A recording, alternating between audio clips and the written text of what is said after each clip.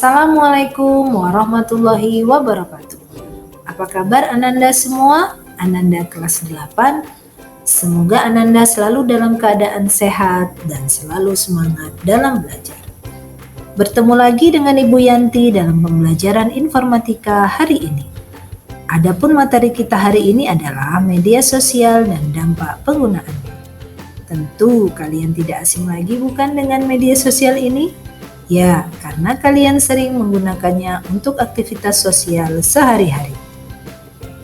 Terlebih sejak pandemi COVID-19 ini, karena sebagian orang melakukan aktivitasnya dari rumah dan mengandalkan media sosial serta jaringan internet sebagai perantara penghubung ke dunia luar.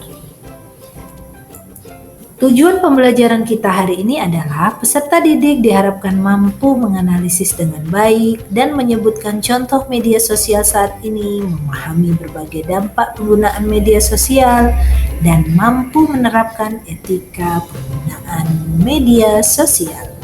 Yuk kita cek pengetahuanmu. Masih ingatkah Ananda dengan logo-logo apa saja yang Ibu tampilkan ini? Ayo, silahkan ditebak. Nah, ini jawabannya. Iya, betul ya. Yang pertama ada YouTube, yang kedua ada Facebook, yang ketiga ada WhatsApp, dan yang keempat ada Instagram. Setelah kita tahu tentang logo media sosial, apa itu media sosial?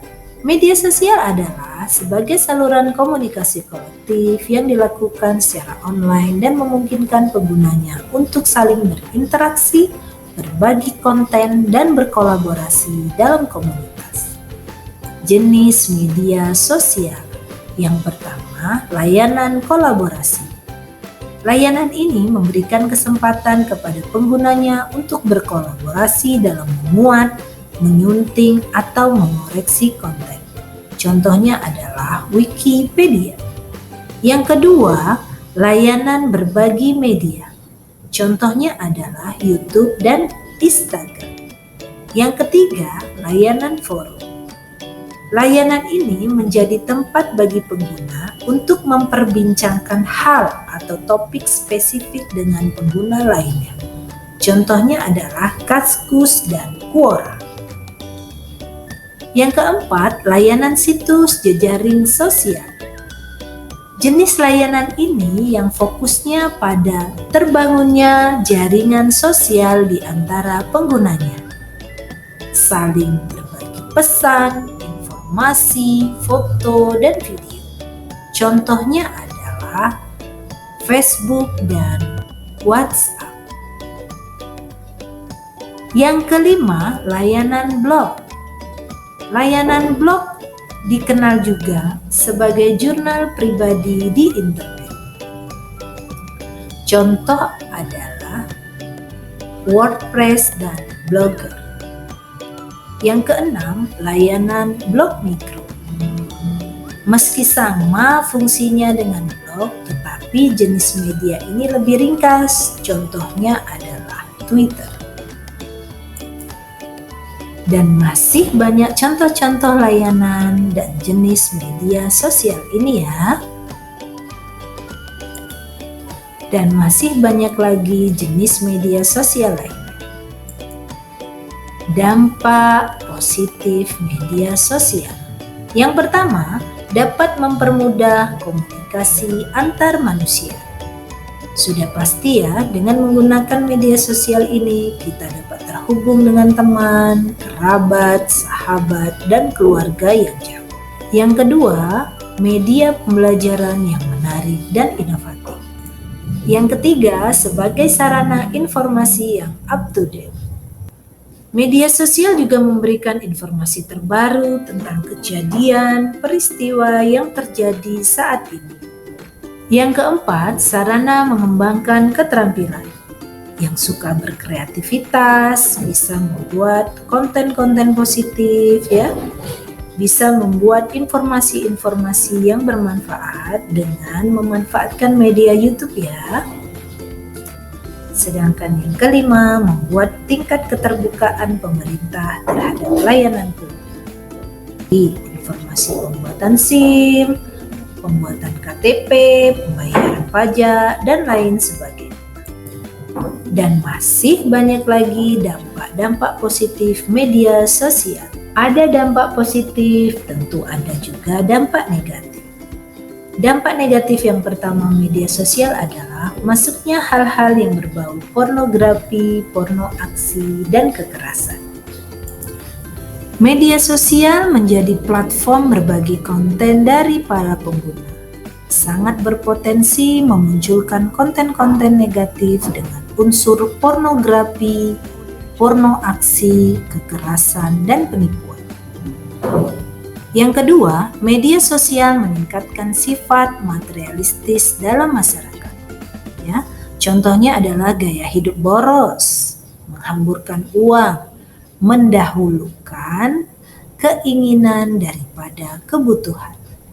Yang ketiga, menimbulkan bullying dan perundungan. Nah, ini yang paling sering terjadi ya, Ananda semua. Banyak sekali kasus pembulian di media sosial. Hal itu harus kalian hindari ya, karena apabila kita lakukan, kita sudah melanggar hak privasi seseorang. Yang keempat, maraknya berita hoax atau bohong. Media sosial ini sering digunakan oleh orang yang tidak bertanggung jawab untuk menyebarkan berita palsu atau hoax. Sudah banyak kasus yang mengakibatkan kekacauan di tengah masyarakat akibat berita bohong atau hoax. Yang kelima, kecanduan dan gangguan kesehatan. Ciri-cirinya adalah susah diajak berkomunikasi, mudah marah, dan tersinggung. Dan mereka akan banyak menghabiskan waktunya untuk bermain gadget. Dan penggunaan media sosial yang berlebihan dapat mengganggu kesehatan tubuh seperti gangguan tidur, gangguan penglihatan, dan masih banyak lagi gangguan-gangguan yang lain. Ibu harap anak ibu tidak ada yang seperti ini ya. Aturlah jadwal menggunakan gadget kalian dengan sebaik-baiknya. Masih banyak lagi dampak-dampak negatif media sosial lainnya. Oke, setelah kita tahu tentang dampak positif dan dampak negatif, sebagai pengguna media sosial kita harus tahu etika penggunaan media sosial dengan baik. Pertama, pengguna media sosial yang baik harus dapat menahan diri membagikan informasi pribadinya. Contohnya tanggal lahir, alamat rumah, email, alamat sekolah. Karena hal itu bisa dimanfaatkan oleh orang-orang yang tidak bertanggung jawab untuk melakukan kejahatan. Yang kedua, berhati-hati memposting sesuatu. Hindari memposting sesuatu hal secara berlebihan. Hindari hal-hal yang dapat menyinggung seseorang atau menghinanya.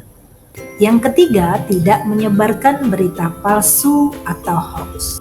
Sebagai pengguna media sosial yang baik, kita tidak perlu ikut-ikutan menyebarkan informasi yang belum tentu kebenaran. Sebaiknya Ananda mengecek terlebih dahulu kebenaran informasi yang didapat. Yang keempat, menggunakan etika komunikasi yang baik. Gunakanlah bahasa yang sopan dan santun saat menggunakan media sosial. Kata-kata yang baik dan sopan akan menunjukkan kita sebagai orang yang terdidik dan berperilaku baik. Baiklah Ananda, setelah kalian mempelajari materi kita hari ini, Ibu harap Ananda dapat menggunakan media sosial dengan baik dan memanfaatkannya untuk hal yang positif dan bermanfaat. Hindari dampak negatif yang dapat merugikan diri sendiri. Oke Ananda, saatnya kita quiz. Time for quiz. Siapkan pengetahuanmu tentang pembelajaran yang sudah kita lakukan hari ini. Pertanyaan quiz kita hari ini adalah, buatlah pernyataan salah satu media sosial yang kamu gunakan dan tuliskan dampak positif dan negatif dari media sosial pilihanmu tersebut. Tuliskan jawabanmu di LKPD yang Ibu kirimkan di Google Classroom. Kerjakan dengan sungguh-sungguh dan bertanggung jawab. Demikianlah pembelajaran kita hari ini Ananda, semoga bermanfaat dan dapat menambah wawasan kalian tentang media sosial. Untuk materi hari ini, kalian bisa baca buku paket kita halaman 167 sampai 176. Dan untuk menambah wawasan Ananda semua, bisa juga kalian mengunjungi rumah belajar. Terima kasih, jangan lupa bahagia, jaga kesehatan, dan patuhi protokol kesehatan. Kita akhiri pembelajaran kita hari ini dengan mengucapkan Alhamdulillah dan sampai jumpa di pertemuan mendatang. Wassalamualaikum warahmatullahi wabarakatuh.